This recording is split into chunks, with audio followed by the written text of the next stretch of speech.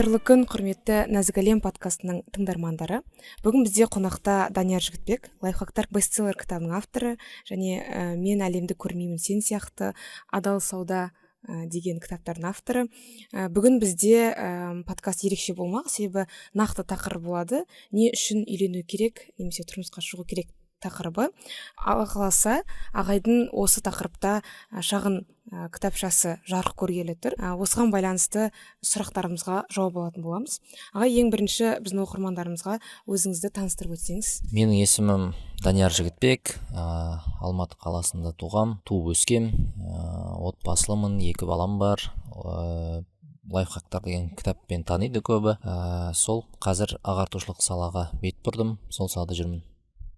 Жалпы не үшін үйлену керек деген кітап жайлы айтсаңыз, идея қайдан келді, мұндай кітап жазуға не себеп болды? Негізі мен әлеуметтік желіде белсенді бола бастаған кезім 2017-2018 жылдар. Сол кезде бір сұрақ жауап өткізгенім бар.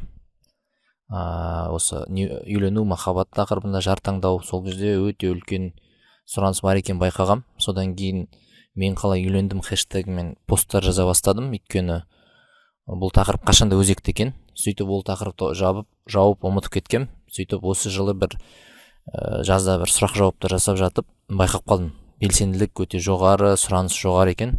Сосын айттым енді. Басында маған негізі бір нәрсені аяқсыз қалдырған ұнамайды. Мысалы, менің анау сол үйлену жайлы сұрақ жауаптарым, посттарым негізі шашылып жатты да. Сосын соның бәрін жинау керек деген ой жүретін негізі. Одан кейін мына оқырмандардың белсенділігін көргеннен кейін ойладым, неге осыны бір кітап түрінде жазып қалдырмасқа? Кейін кеңес сұраған адамдар болса да міне кітапты оқи сал дейтіндей. Ол бір жағынан мен өз уақытымды үнемдеуді ойладым. Екіншіден, бәрде сенің ойың айдады ғой, ғалымның хаты өлмейді дейді. Сол үшін енді біз қатты ғалым болмасақ та, бірақ сол айтып жүрген, қарындастарымызға айтып жүрген нәрселерді бір жерге жинап, ол кейін мысалы біз дүниеден өткеннен кейін де басқаларға пайдасын бере берсін деген сияқты пайдалы нәрсені қағаз түрінде қалдырып кету идеясы болды, кітап түрінде. Сол үшін бұл енді себептен гөрі түрткі болды деген дұрысырақ шығар. Шынымен де мысалға инстаграмдағы посттар болашақта ол инстаграм жалпы актуальны болмай қалуы мүмкін да. Ал кітап шынымен де әр кез, әр ғасырда да актуальны болады, өзектілігін жоймайды, дұрыс айтасыз. Енді келесі сұрақ мынадай, кітаптың тақырыбы жалпы не үшін үйлену керек? Осыған қарап көп деген қыздар андай комментарийді де оқыдым. Бізге сонда арналмаған ба деген сияқты айтылып жатты. Не үшін осындай атау бердіңіз? Негізі о баста енді бұны мойындау керек, ер адам жазды, мен жаздым. Ер адам жазғаннан кейін бұл жерде бәрі ер адам призмасымен жазылған кітап. Сол үшін мен о баста ойладым, енді бір інілеріме деген сияқты. Бірақ інілеріме ақыл айта бастаған кезде бәрі де оны айтады ғой, қызым сен тыңда, келінім бар ғой, келінім саған айтамын, қызым сен тыңда деген сияқты. Бәрі де сөйтіп жазып жатқан кезде бір ой келетті. Ал енді қарындасым, сен оған былай қара деген сияқты. То есть былай қарағанда екеуіне де ортақ кеңестер көп болып кетті да. Бірақ о баста негізі фокус ер адамдарда болған, жігіттерге бір насихат сияқты болды. Одан кейін кейбір тақырыптардың екеуіне де ортақ екен, кейбір емес, тіпті көп тақырыптың екеуіне ортақ екенін түсіндік. Сосын сөйтіп жаза бастадық. Сол үшін не үшін үйлену керек деген жазбадан басталады кітап. Өйткені кез келген нәрсенің бір себебін табу керек, себебі бір миссияң болу керек. Не үшін деген сұраққа жауап бере алсаң, одан мағына мән болады да. Сол үшін осы не үшін деген сұрақ орынды деп ойлаймын, бірақ енді үйлену керек деген сөз дау тудырып тұр ғой енді бұл жерде. Бұл жерде үйлену деген кезде біз енді екеуіне де ортақ сөзді іздеуге тырыстық. Ол отбасын құру.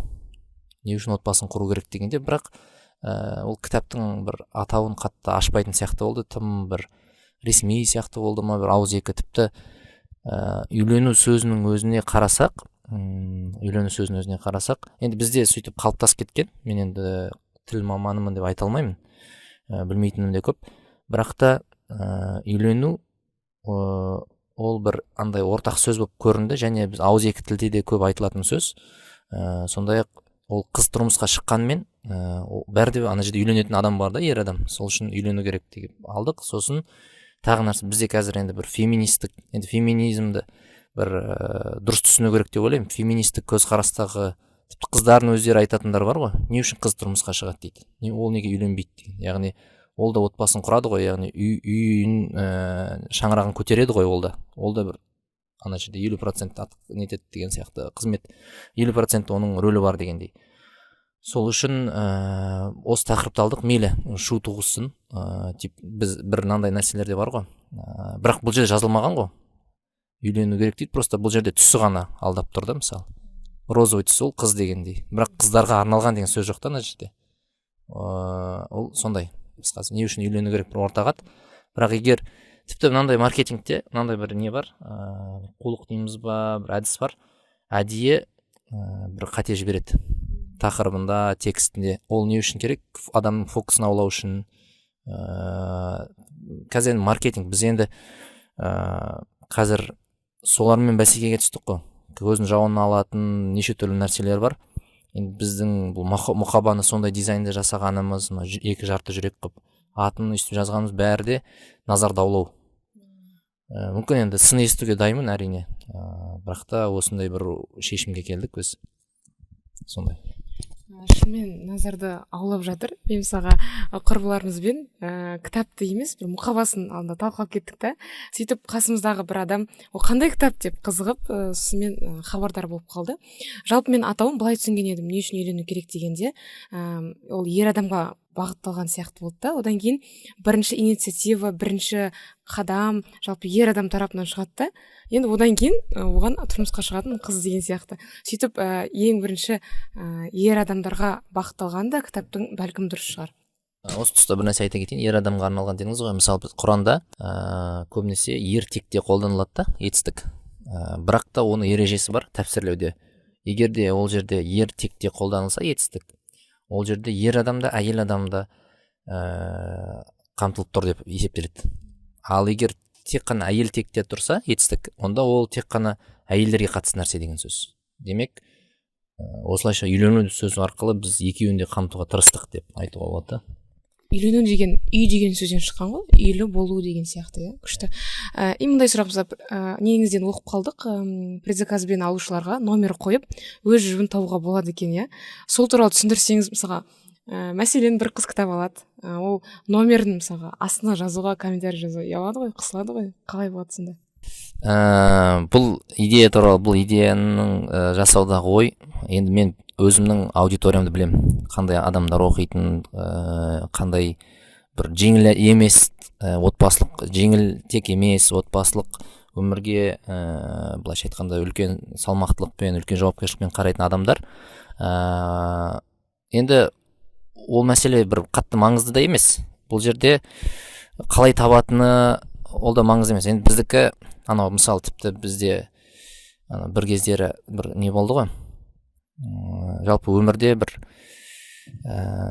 бәрде сен қанша жерден дайын болсаң да, қанша жерден жақсы болсаң, жетістікте тағы да бір компонент бар, ол жерде везение дейді ғой, сондай бір элемент бар да. Тіпті бізде бір кезінде бір ток-шоу болды ғой, ток-шоу емес, бір шоу болды ғой, реалити шоу болды ғой, Қуаныш Шонбайлар жүргізген. Сол кезде бір қызық эксперимент қолданды да олар мысалы әрқайсысына бір карточка береді, мысалы іріктеуден өткен адамдар карточка береді, сөйтіп қонақ үйма бір жерге барып басады карточкасын. Бірақ ана карточканың белгілі бір бөлігі істемейді. То есть ана жерде везение бар да. Ол сен қанша жерде мықты кәсіпкер бол, мықты бол, элемент везение дейді ғой, сондай нәрсе бар. Енді бұл жерде енді бұл да бір маркетингтік ход деп айтқан дұрыс шығар.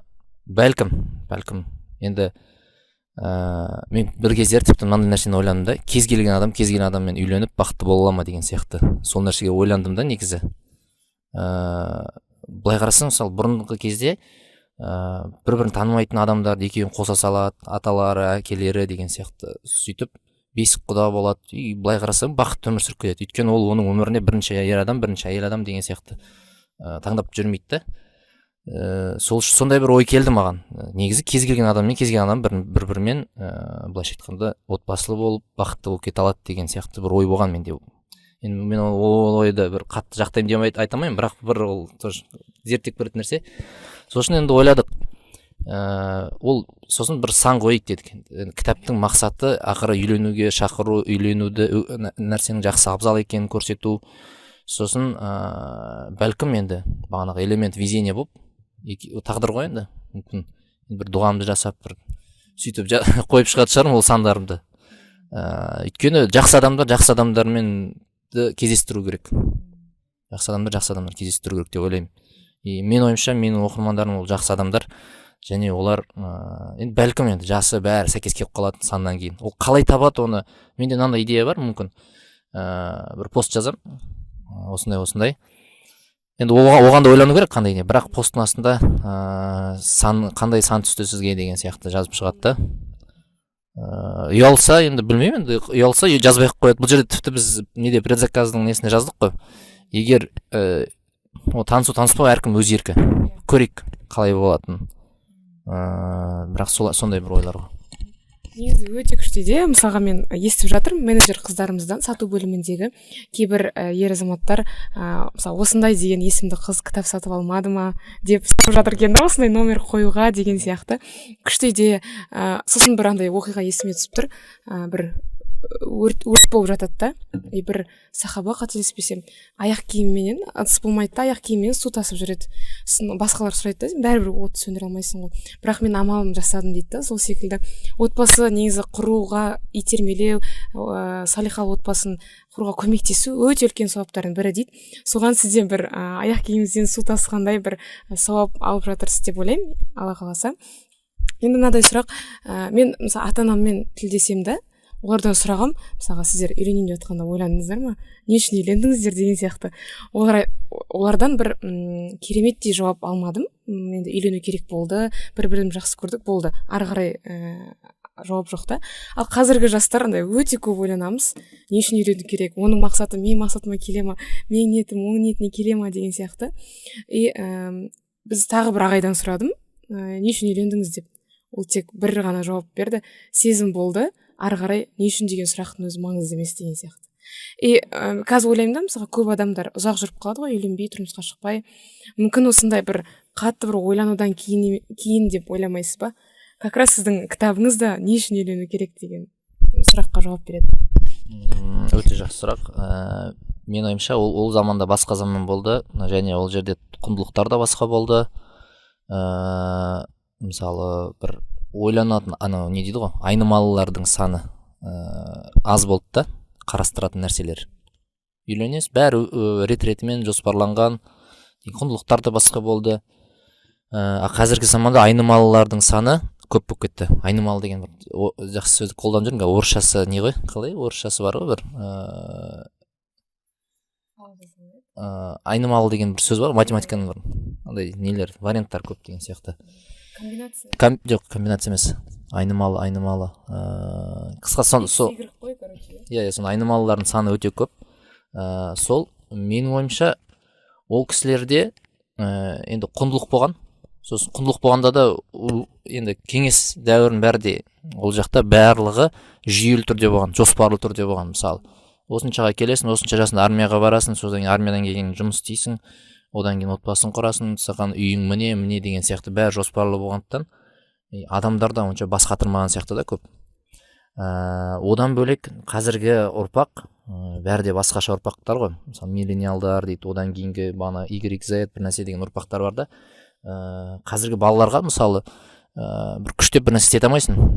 Әрқайсының бір ойы, пікірі бар деген сияқты. Бұл да бір демократия ма, білмеймін, бір демократизациялау ма, сондай бір процесс жүріп жатыр. Сол үшін көп нәрсеге бір не үшін деген сұрақтар көп қою мүмкін да, сол кезде жауап беру керек. Ал ұзақ жүріп алады деген ол керісінше бұл жерде ойланудың қатысы жоқ сияқты. Бұл кітапта мысалы не үшін үйлену керек деген деп аталғанмен ол жерде басқа да мәселелер қаралады. Мысалы, ер адам қай жаста үйлену керек, қай жаста үйленген абзал деген сияқты. Критикалық жас деген нәрселер бар. Ойланбау деген керісінше сол ойланбағандықтан көп проблема болып жатыр қазір. Мысалы, бұрын ажырасулар болмаған ғой. Өйткені ол кезде болмаған емес, болған, бірақ қазіргіде жиі емес. Өйткені ол жерде институттар, мысалы, отбасы институты ұят болған, қайтып келу, қыздың қайтып келу ұят болған. Сосын сен ажыраса берсең, сен бір изгой болғансың деген сияқты. Сол үшін қазір құндылықтар өзгеріп кетті. Құндылық өзгерді дегенде құндылықтар шашырап кетті. Қандай құндылықты ұстанатынымызды білмей қалдық. Сол үшін сосын бәрін жинап, бір былай қарасам, мысалы мен үшін ол бір қарапайым нәрселер, кітапта жазған нәрселер, бірақ оны оқыған адамдар айтады да, мынау маған білмей жүрген сұрағыма жауап таптым, неге ол олай болып жатыр, неге мен айтуым керек, неге оны өз ағалар айтпайды, неге өз ата аналар айтпайды деген сияқты. Демек бізде қазір құндылықтар шашырап кеткен, осының бәрін жинау мақсатында жазылған кітап десе де болады. Сол үшін бізге ойлану керек деп ойлаймын. Мысалы не үшін тіпті бағана бір момент бар, айттыңыз ғой, мысалы не үшін үйлену кітабында да айтам, егер бір-бірін сезім дедіңіз ғой, ол жақсы көрсе, онда оларда себеп дайын, жауабы дайын, не үшін үйлену керек деген. Жай осы біздің сезімімізді некемен бекітіп өмір бойы бірге болды, сол. Ол да проблема емес негізі. Бірақ бізде қазіргі жағдайда, қазіргі заманда тіпті біз жақсы көре алмай да қалдық қой. Тіпті сезімнің өзі де болмай жатыр да. Сол үшін болған күннің өзінде де бір андай шикі, бір шала, дұрыс емес бағытта болып жатыр да. Ол туралы да жазылған кітаптың ішінде.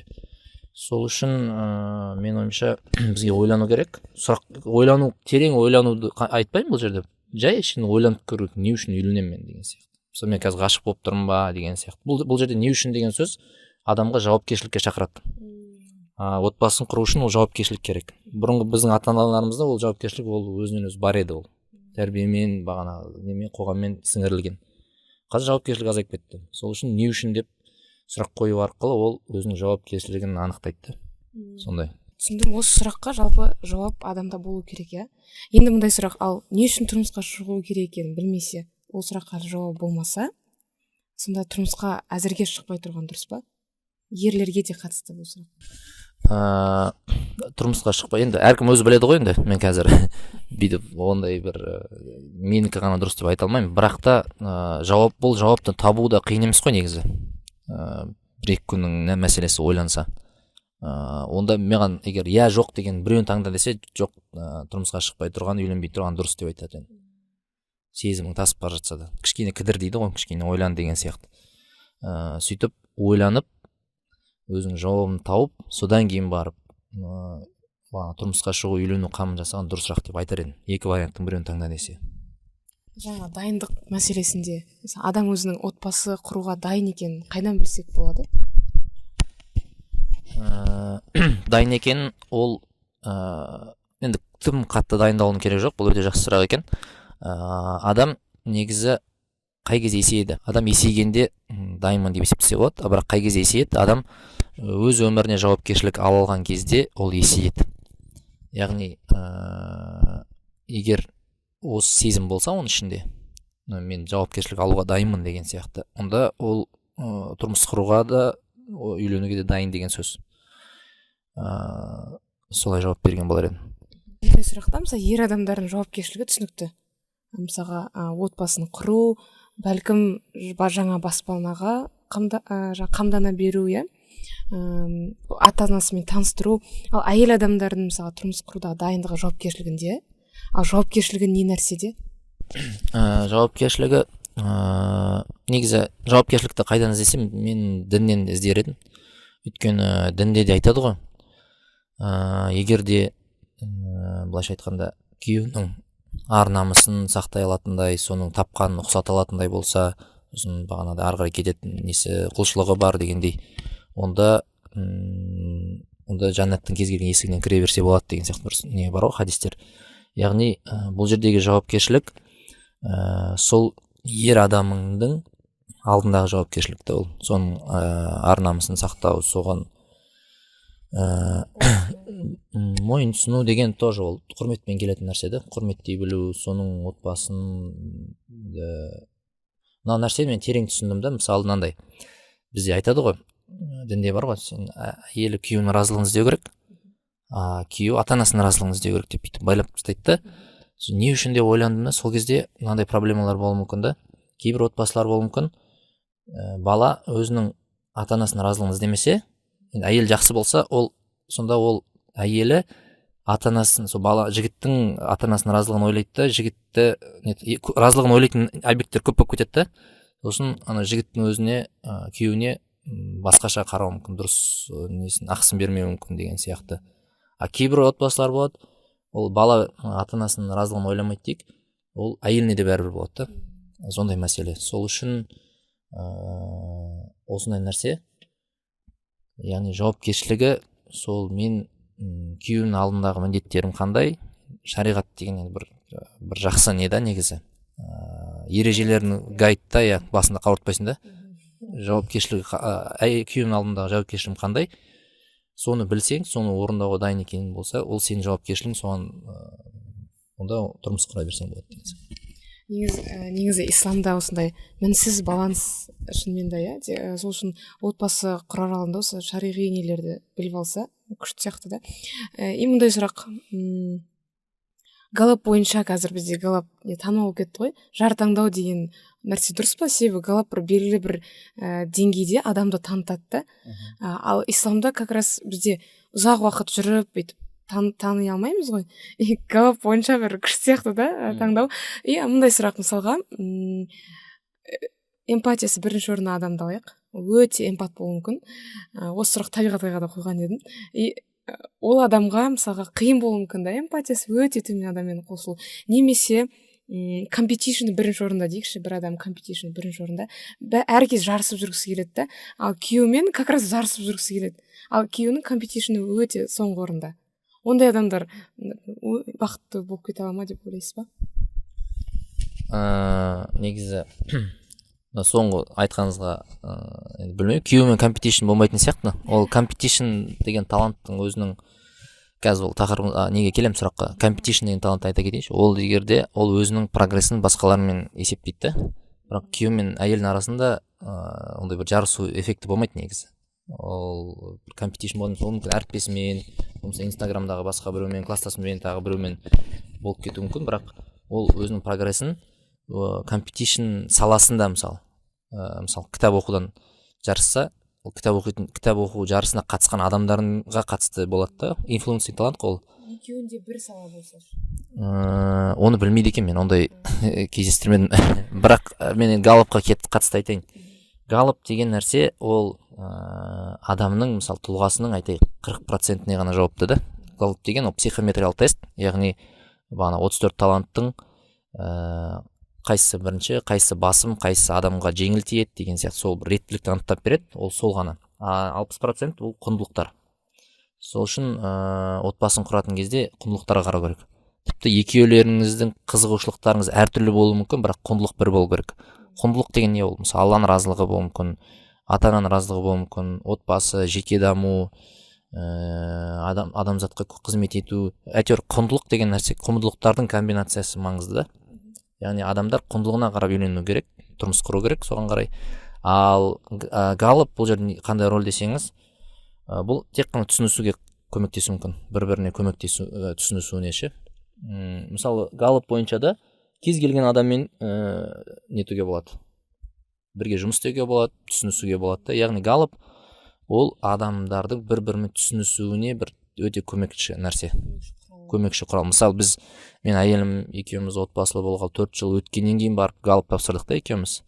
Сонда мысалы мен 4 жылда түсінбеген нәрсені галлап арқылы тезірек уақыт үнемдеп аласың да. Мысалы кейбір отбасылар болады, олар 10 жылдап тұрады да, сосын бір-бірін түсіне алмауы мүмкін да. Яғни галлап тек қана сол бір-біріне түсінісуден кейін уже қабылдау деген нәрсе кетеді. Ода мысалы дисциплина әлсіз болуы мүмкін. Сіз уже одан бір дисциплинаны талап етпейсіз, күтпейсіз. Адам көбінесе қашан ренжиді? Ол біреуден бір нәрсе күткен кезде, сосын ол күткен нәрсесін бермей жатса, сол кезде ренжиді да. Галлап бойынша сен білесің, бұда дисциплина, бұда очевидь жоқ қой деген сияқты, бұда эмпатия жоқ, бұл мен сезімді түсінбейді деген сияқты. То есть қабылдай бастайсың да. Қабылдау болғаннан кейін, негізі отбасылы болғанда адамдарда ең бірінші түсінісуден гөрі қабылдау маңызды болады да. Қалай бар солай қабылда деген сияқты. Қалай бар солай қабылдаға галлап көмектеседі. Сенде эмпатия. Просто эмпатиясы жоқ адамнан эмпатия күте берсең, оған ренжи бересің ғой деген сияқты ғой. Сосын ойлану керек. Көп жағдайда мен қазір енді отбасылы адамдардың галлаптарында қарап жүрмін, көріп жүрмін. Сол кезде мынандай нәрсені байқадым да, көп жағдайда екеуі екі түрлі болады да, наборлары. Бірдей болмаған дұрыс та қайта. Сонда екеуі бірдей болмағаны әртүрлілік қызық қой негізі. Екеуі бірдей болса қызық емес та. Бір не жоқ. Сол үшін әртүрлі болса және екеуі қалай бір-бірін толықтырамын деп ойланса, галлап негізі соған шақыру керек. яғни екеуміз әртүрлі екенбіз, бірақ әртүрлілігіміз бұл қырылысу үшін емес, бұл бір бірімізді толықтыру үшін берілген деп сөйтіп іздене бастаса өте жақсы не болады, галып дұрыс қолданған болады да. А так 60% құндылық. Осы кезде ана исламда бар ғой, сендердің жұбайларың сендерге жаңа жамылғы дейді да, киім сияқты дейді да. Сол галыпқа да келетін сияқты, жаңа бір таланты жауып жамылғы ретінде бола алады деген ой ғой сізде. Енді мындай сұрақ, истихара намазы туралы. Негізі истихара намазы айта кетейін, бұл бірнеше таңдаудың ішінде бір таңдауды жасауға Аллах тағаламен байланысып ақылдасу. Бұл тек қана андай қазір көбінесе үйлену или тұрмысқа шығу намазы кеткен. Негізі кез келген таңдау жасауға болады. Және жаңағыдай құптан намазынан кейінгі оқылатын, абзал, негізі кез келген уақытта оқуға болады. Және осы намазды оқиды көбінесе жаңағыдай үйленейін деп таңдау жасаған кезде. Осы кезде көбісі түсінбейді да, мысалы түс көру керек па, әлде бір нәрсе сезе ма жүрек деген сияқты. Осы туралы айтып кетсек. Негізі истихара намазы дейтін, истихара дұғасы, бұл жерде намаздан бұрын дұғасы маңызды да. Сол үшін намаз оқымай-ақ дұғасын оқи берсе де болады негізі. Мен бір досым бар, ол сөйтіп истихара, енді ол әлі үйленбеген, бірақ та өйстіп бір өмірінде бір таңдау жасап истихараны оққан.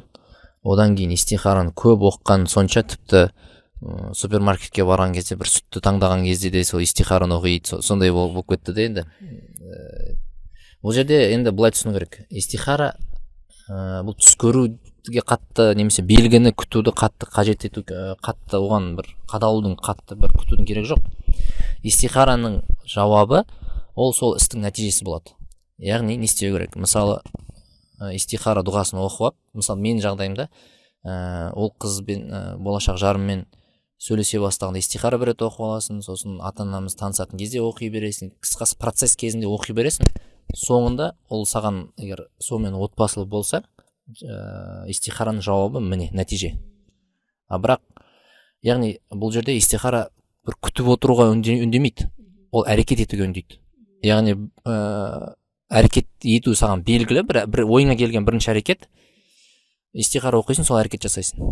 Сосын ол жасағанның артқа қарамайсың да, сол жағы жақсы. Сосын түс көру мәселесінде енді біреуге түс келеді, біреуге түс келеді, түс түрінде келеді жауап. Бірақ та енді бұл үйлену мәселесінде мен ойымша сен өзің ана адамды ойлай берсең де түсіне кіруі мүмкін ғой. Сол үшін оған бір түсімде көрдім, түсімде бір ақ не көйлек, бір үйлену несін киіп алыппын деген сияқты, оны бір кез келген түсті өзіңнің қалауыңа қарай жори беруге болады да. Ана түс түлкінің боғы деген бар ғой, бір оған бір қатты қараудың керек жоқ деп ойлаймын. Дұрыс түсіну ол истихара, ол әрекет дұғасы. Яғни дұғасын оқып кезекті әрекетін істей бересіз. Кезекті кездесуге баратын кезде истихара оқисыз. И сосын, то есть былай да айтатындар бар да, мен что-то ішімде, қыздар көбінесе айтады, андай мен что-то истихара оқып едім, что-то ішімде бір салқындық пайда болды деген. Оның бәрі эмоцияда, просто олай анықталмайды истихара. Истихара деген ол кішкене бұл үйлену деген бір не ғой енді маңызды нәрсе болғандықтан бұл жерде салқын ақылмен келу керек. Истихара айтып отырмын, истихараның жауабы ол нәтиже, істің нәтижесі. Сол кезде білесің, бұл саған қайырлы ма, қайырлы емес екен, сол кезде белгілі болады. То есть өмірде мен көп енді истихараны көп іс жүзінде жасап көрген адам ретінде айтатыным, мысалы тіпті баламды да садикке берген күн өзінде, мысалы истихараны оқыдым да садикке бара бастады. Бірақ сосын бір жағдайлар сөйтіп айлана бастады, 2 апта барды, сосын бармай кетті мысалы. Сондай түрде де болуы мүмкін. Яғни түбі қашан екенін де біле алмайсың да бір нәрселердің. Сол үшін истихара жасап оқығаннан кейін дұғасын адамда ол страховка дейді да негізі. Ол артқа қарамайтын болады. Истихарасы жасаса ол кішкене өзін кінәлауы мүмкін, тағы басқаны кінәлауы мүмкін деген сияқты. Мына жерде былайша айтқанда жауапкершілікті Аллаға жүктеген сияқты боласың да, енді тырнақша ішінде. Истихара оқып жасадың, енді Алла өзің шеш деген сияқты. Сондай. Сонда истихара оқып әрекет етіп, әрекеттің жемісі истихараның жауабы, иә? Жауабы түсте емес, белгіде емес, ол соңғы нәтиже болады.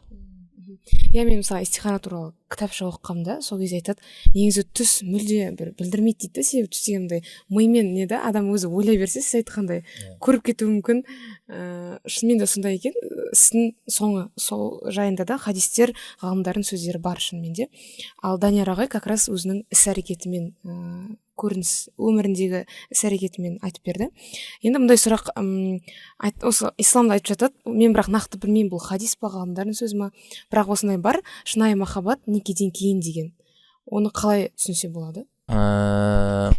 Шынайы махаббат деген енді бұл жерде былай түсінген дұрыс. Негізі енді былай тура мағынасынан түсінсек те, шынымен де көп жағдайда мысалы үйленгеннен кейін жігітте, қыз балада ашыла бастайды да. Сол кезде сен махаббат деңгейі басқа деңгейге көтеріледі. Мысалы былай жүрген кезде мүмкін бір сезімдер бір нәрсе болуы мүмкін да, бірақ та үйленгеннен кейін, отбасын құрғаннан кейін адамдар ашыла бастайды. Сол кезде бір жарым жыл сондай бір не болады, эйфория күйі болады. Көп енді өзімнен байқадым, басқалардан байқадым. Сол бұл тура мағынасын түсінсек солай. Екіншісі, ол шынайы махаббат деген, енді махаббат пен ғашықтықтың айырмашылығы бар. Оның бағанағы не үшін үйлену керек кітабымда да жаздым. Мен айтатын едім, неке деген сөздің өзі жауапкершілік деген сөз. Некелескеннен сен оның өмірі үшін жауапкершілік алдың, өзің де жауапкершілік алдың мойныңа. Болды, осы адаммен өмірім соңына бірге болам деген сияқты. Осы адамға жауап беремін, діндегі, заңның алдындағы бір міндеттерімді орындаймын деген сияқты жауапкершілік бар. Яғни махаббаттың бір шарты ол жауапкершілік алуда. Ғашықтық болған кезде ол кезде жауапкершілік алмайсың. Ол кезде қалай бар адам, солай жақсы көре бастайсың да, сосын ол сезім өшеді бір уақытта. Одан кейін сен ол адаммен мысалы мына жеріміз жараспайды деп қарым-қатынас тоқтатып жіберуі мүмкін. Бұл ғашықтық та. Ал махаббатта сен басқа бір адам үшін өзіңді өзгерте бастайсың, жауапкершілік алғандықтан. Сол кезде сенің сезіміңнің салмағы да басқаша болады. Өйткені ол жақсы көру үшін сен айтады да, махаббаттың бағанағы не Гэри Чепменнің махаббаттың 5 тілі деген кітабында айтады ғой, бір махаббаттың бір шарттары бар. Ол яғни өз-өзіңді басқа адам үшін өзгерту, тағы бар еді, ұмытып тұрмын. Сол жерде яғни түптеп келгенде жауапкершілік, яғни некеден кейін жауапкершілік басылады. Ал махаббаттың шарты ол жауапкершілік. Оның өмірі үшін, өз өмірің үшін жауапкершілік алу.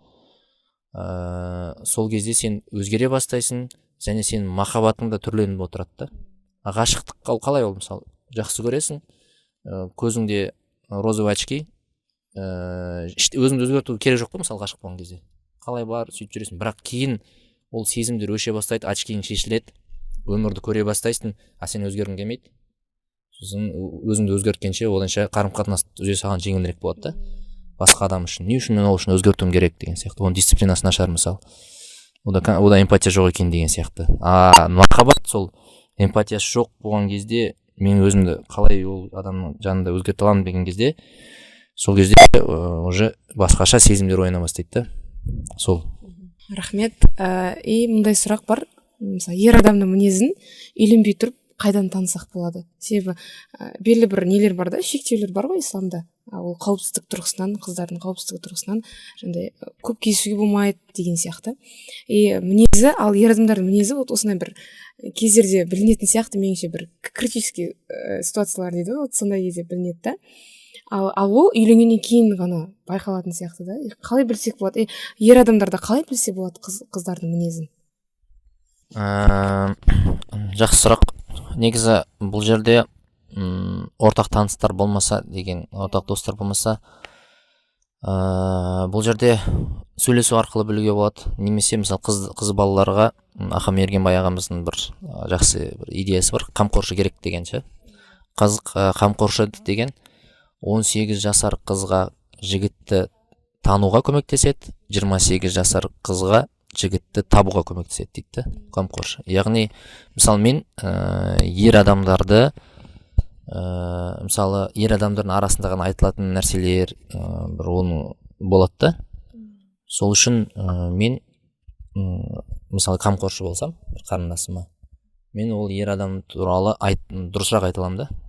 Тұра тұр, оған қарама, сен ол бұндай несі бар деген сияқты. Мүмкін бізде қазір бұл сұраққа тану жағы қиындау болып кетуі мүмкін. Себебі бұрында мысалы мынандай институттар болған ғой, енді жеңге тайлық деген сияқтындай бір ол кезде ол бір бірін таныстыратын адамдардың да мысалы бағана Галлап бойынша индивидуализейшн мықты болған шығар деген сияқты, өйткені аналитикасы мықты болған шығар.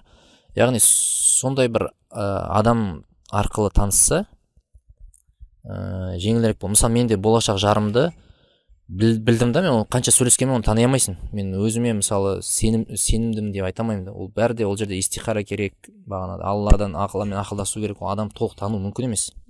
Кейінгі өмір қалай болатын. Но бірақ сен әрекет етуің керексің ғой, қолына келетін нәрсе. Сол кезде мен бір досым, осы досым ұсынды ғой мен қазір болашақ Динарды, жарымды, мына жақсы қыз деген сияқты. Мен сол досымның былайша айтқанда адам тану қабілетіне сендім. Өйткені ол сосын ол да жауапкершілікті ала білетін, жай нәрсені айта бермейтін адам болды да. Мен сол досыма сенгендіктен қадамдар жасадым да үйленуге. Сосын барып енді истихараны оқыдық, оны тануға тырыстық. Ол өте қиын нәрсе. Мысалы мен өзімнің қанша жерден мысалы бір таланттарым да келеді да адам тануға қатысты. Бірақ соның өзінде де кейбір адамдардан қателесіп жаттым да. Енді ғой бір түрлі адамдармен жұмыс істеп көргеннен кейін бар, өте көп жұмыс істеп көргеннен кейін тани бастайсың адамдарды. Бұл жердегі нәрсе адамды тану деген кезде просто оның құндылығына қарау керек. Жеңіл нәрсе сол. Ол үшін құнды нәрсе не? Сол ол бағанағы Галлапы несі, оның бәрі оңай шешіледі. Мысалы бағанағыдай дисциплинасы нашар болғаны, оның бәрі проблема емес негізі. Тек адамның құндылығына қарау керек та. Оған не құнды? Оған уақыт қымбат, оған діндарлық қымбат па, Алланың разылығы қымбат па, достармен уақыт өткізген қымбат па, бизнес қымбат па оған. Яғни оны көруге болады. Сырттай бақылап, былай өзіңіз сұрақ қоясыз да, мысалы, бұл адамға не құнды? Мысалы, менің әйелімде мынандай құндылық байқадым да, оған адамдармен қарым-қатынас, бағанағыдай туысқандар, жалпы адамдарға жақсы мәміледе болу оған құнды. Мысалы үшін гармония сақтау деген сияқты құнды. Мысалы тіпті гармония деген талант бар ғой, неде Галлапта. Оның өзі ол нені білдіреді? Ол сіздің конфликтке деген қарым-қатынасыңызды білдіреді. Просто сіз конфликтте мән көрмейсіз да, а бірақ құндылық дұрыс болса, ол гармония таланты басқаша кейіпке енеді да, сіз уже басқа адамдармен гармония сақтау жолдарын істей бастайсыз. Сондай. Сол үшін ең бірінші бағанадай қамқоршы болған дұрыс, танысыңыз, ағаңыз деген сияқты. Бәрде қызға тем более қиын оны тану адамды. Сол үшін құндылығына қарау керек адам. Сосын адамды ақтамауға тырысу керек та. Мысалы мен білем, кейбір адамдар, маған адамдар жақсы сияқты да, кейбір адамдар. Мысалы бір адамды білем, ол жақсы адам деп ойлаймын мен. Адамды жақсы ойлауға тырысам. Бірақ сол жақсы деп ойлағанда мен оның кейбір нәрселерін көз жұмып қарап кететінін байқаймын да. Өзгеріп кетеді ау деген. Мысалы бір жігіт бар, танысым, ол кешіге береді, мысалы, или бір нәрсе жауапкершілікті орындамайды соңына дейін. Бірақ жақсы да өзі, приятный адам да маған. Енді бірақ оған үйленбей деп айтпаймын, енді жалпы айтатыным, көресің да, бірақ егер айтады ғой, в правде глаза дейді ғой. Бұл жігіт кішкене не? Кішкене андай кешігетіні бар, мойындау керек деген сияқты да. То есть ақтап алу моментін алып тастау керек та, прям қарау керек. Так. Сосын мынандай нәрсе бар, қыздарға айтатыным.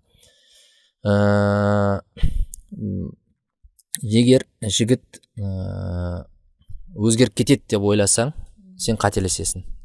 Жігіттерге айтатыным, қыз өзгермейді деп ойласаң, сен қателесесің деп айтамын. Түсіндіре алдым ба? Жігіттерге, қыздарға айтатын, жігіт өзгеріп кетеді деп ойлағаның қателесесің. Енді қатты қателеспесең де қателесесің. Жігіттерге айтатын, егер қыз өзгермейді деп ойласаң, сен де қателесесің. Неге түсіндіресіз? Ол мынадай, негізі ер адамның өзгеруі, мысалы болады ғой, қазір мысалы темекі тартып жүреді да, сосын үйленгеннен кейін тастап кетер деген сияқты қыздар сөйтіп ойлауы мүмкін да.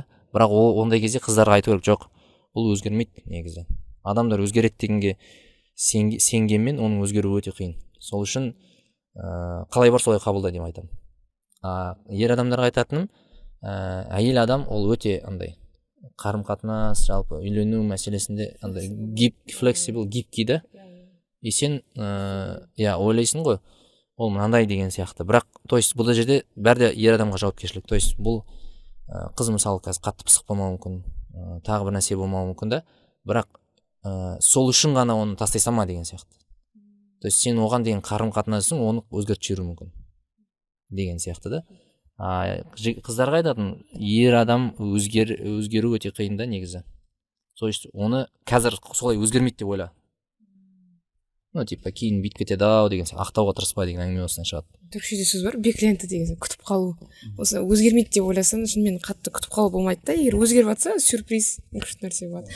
Шынымен ана қыздар флексибл келеді екен. Мен енді сіз айтқаннан кейін барып маған мысалдар көз алдыма келіп жатыр. Талай жеңгелеріміз бар ғой, мысалға тұрмысқа шыққанға дейін басқа, шыққаннан кейін тамақ пісіріп, торт пісіріп үйреніп кетеді да. До этого мысалы кухняға кіріп көрмеген онша. Мен де сондай бір анализ жасадым. Мысалы болады ғой, бір бизнес леди болады, осы бір бір жетістікке нетіп қалған, мынау қалай келін болады деп ойлайсың ғой кейбір қыздар туралы. Бірақ солар мықты келін болып кетуі мүмкін да, андай бір үйдің шаруасымен. То есть бұл жерде сол да мәселе, өзгермейді деген сол. Солай қарау керек. Өзгермейді емес, өзгереді қыздар. Өзгеру жеңілірек. Бірақ бұл шынымен қарым-қатынасқа байланысты екен, күйеуінің қарым-қатынасына. Ағай, сонда ер адамды тану үшін қысқа былай қорытындылап жіберсек, қамқоршы керек, истихара керек, и соңғы нәрсе құндылығына қарау керек, және бүріспей айтқанда адам тану үшін бірнеше жыл керек. Бірнеше жыл кейде болады ғой, достарымыз бірнеше жыл жүріп алады да. Қанша жүрсе де ол негізі 100% сенімділікке ие болу мүмкін емес. Тәуекел ету керек та ондай кезде. Все түсінікті. Енді бізде негізі подкаст деп соңына ғана айтқанда қыздарға арналған деп басында не істелді да, ниет етілді. Сол үшіндегі соңғы жақтағы сұрақтар қыз балалар аудиториясына арнасақ, және сізге де арналған блиц сұрақтар, немесе ұзағырақ жауап берсеңіз болады, тез жауап берсеңіз де болады. Бірінші сұрақ, арманыңыз қандай? Арманым енді бір нақты бір арманды айту қиындау, бірақ та қазіргі енді мұсылман арманы ол Алланың разылығын алу, жәннатқа кіру. Бірақ дүниелік арман ол мысалы менде қазір балаларымды мысалы Аллашқа қызмет ететін тұлғалар қылып тәрбиелеу, сол әке ретінде арманым сол қазіргі. Күшті арман екен, машалла. Орындалсын арманыңыз. Екінші сұрақ, қыз балаларға қандай кітап оқуға кеңес бересіз? Кеңес бересіз дегенде мен бірінші өз кітаптарымды айтамын. Өйткені өте жақсы білемін ол кітаптар. Мысалы, не үшін үйлену керек деген кітап. Егер бұл подкаст 19-ы шыққан болса, 20-сы ертең предзаказ бітеді, кітап алуға хабарласып, предзаказ жасап үлгеріңіз. Ол жерде бағанағы автордың қолтаңбасы болады, мен тілек жазып беремін, сосын құпия саны жазып беремін. Сол предзаказға үлгергендерге ғана. Және басқа облыстарға жеткізу тегін. Сонда ескеру керек. Кейін егер предзаказдан кешіккен болсаңыз, онда енді құпия сан да жоқ, тілек те жоқ, тегін де жеткізу жоқ. Сондай бір не бар. Одан басқа мен енді көп кітаптарды білмейді екен, бірақ та мен кезінде маған ұнағаны ВКонтактеде журнал Аиша деген не болатын парақша. Ол кітап емес, енді кітап деп есептесе де болады парақша. Сол жерде былай исламмен, орыс тілінде негізі. Бәлкім біздің қазақи бір керек шығар, тағы баламас. Бірақ та сол жерде көбінесе сондай нәрселер насихатталатын еді. Мысалы, қыз бала әлсіздігімен мықты деген сияқты, сондай женственность деген тақырыптар көп айтылатын. Қазір бар ма жоқ па білмеймін, сондай. Бірақ қазақ тілінде енді бізде ең бақытты әйел бар ғой, Данияр Сүлейменов бауырымыздың сол кітап бар, соны оқуға кеңес беремін. Сол Даниярдың сол кітабында бір идея маған есімде қалып қалғаны, оны қатты ерекше ұнап. Ол айтады да, табиғатта дейді, әр нәрсе өзінің функциясын орындамаса, ол бақытсыз болады дейді. Бақытсыз болады, сосын бұзылады дейді. Сол сияқты сол кітапта әйелдің функциясын айтады да, яғни өзінің табиғатын, мысалы, қол ол ұстау керек затты деген сияқты, ауыз тамақты жеу керек дейді. Сен мұрнымен тамақ жесең, ол как-то дұрыс емес та, мұрынның функциясы оған лайықталмаған. Яғни әйел де бақытты болу үшін, ең бақытты болу үшін ол өзінің функцияларын Алла тағала жаратқанда білсе, сол кезде бақытты бола бастайды дейді. Сол идея ұнады маған. Сол кітапты оқуға кеңес беремін. Одан кейін үшінші сұрақ, бүгін Құдай сақтасын, егер бірақ бүгін соңғы күн десе, бүгінгі күніңіз қалай өтер еді? мен бұл сұрақ талай келген, ойландым да бұл сұраққа. Негізі ең дұрыс жауап ол былай болатын еді, мен қазіргі өмірімді сүре беретін едім деген сияқты. Яғни осы сұраққа солай жауап бере алатын болсаң, демек өміріңде бәрі өз орнында деген сөз. Егер бұлай жауап бере алмай жатсаң, онда бұлай жауап беру үшін әрекет етуің керексің да, өміріңді сөйтіп өзгертуің керексің деп ойлаймын. Түсінікті. Келесі сұрақ. Әлемде 7 миллиард адам бар. Олардың бәріне ұялы телефондарына бір уақытта бір хат келеді делік. Оны сіз жібересіз. Бәріне қандай хат жіберетін едіңіз? 7 миллиард адамға бір уақытта қалай нетсе болады, сен әлі тірісің деген сияқты, сондай. Сен әлі өмір сүріп жатырсың деген сияқты. Сол 112 мен жіберсе біздің Қазақстанда бәріне. Жақсы. Бұның мағынасын ашқыңыз келмей ма? Негізі былай ғой, сізге қандай не нәрсе мотивация береді дейді ғой, сұрап жатады. Мен әлі өмір сүріп жатырмын деген нәрсе маған мотивация береді. Өйткені біреу қайтыс болып кетті, ол идеяларын жүзеге асыра алмайды, болды, бітті, есік жабылды. Ол тіпті ақыреттегі қамында қамдай алмай қалады да, бітті, есік жабылды уже. Былай да, мысалы, есікті ашасың, ары қарай өтесің, есік жабылады, сосын қайтайын десең, ручкасы жоқ та есіктің. Сондай да. Сол үшін мен әлі тірімін деген нәрсе, мен әлі бір нәрсе өзгертуге шамам жетеді, менде әлі мүмкіндіктер бар, үлгеріп қалайын, істеп қалайын деген нәрсені білдіреді ғой. Өйткені адам тірі болғанның өзі бақытты негізі. Күшті. Келесі сұрақ. Қыз баланың миссиясы не деп ойлайсыз? Жалпы қыз баланың миссиясы бөлек, ер адам миссиясы бөлек деп бөліп қараған дұрыс па? Өйтіп, әркімде әртүрлі миссия. Енді қыз бала деп мен не үшін үйлену керек кітабының аясындағы жауабым мынандай болар еді.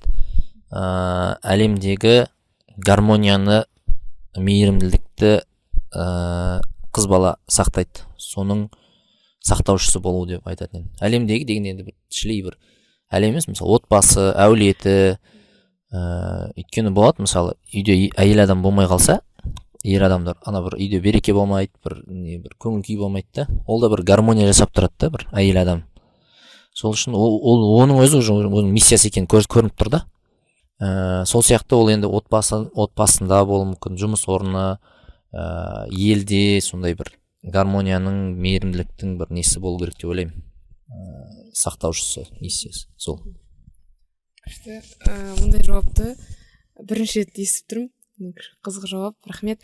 Осымен біздің сұрақтарымыз аяқталды. Рахмет подкастымызға келгеніңізге. Жауаптарыңыздың барлығы оқырмандарға пайдалы болады деп түсінеміз. Алла қаласа не үшін үйлену керек кітабы, лайфхактар кітабының рекордын, өз кітабыңыздың өзінің рекордын жаңартсын, бестселлер болсын. Сау болыңыз. Көп рахмет. Алыңыздар, кітаптың пайдасы тиеді деп ойлаймын сіздерге. Предзаказға үлгеріңіздер, айтпақшы. Жақсы, сау болыңыздар.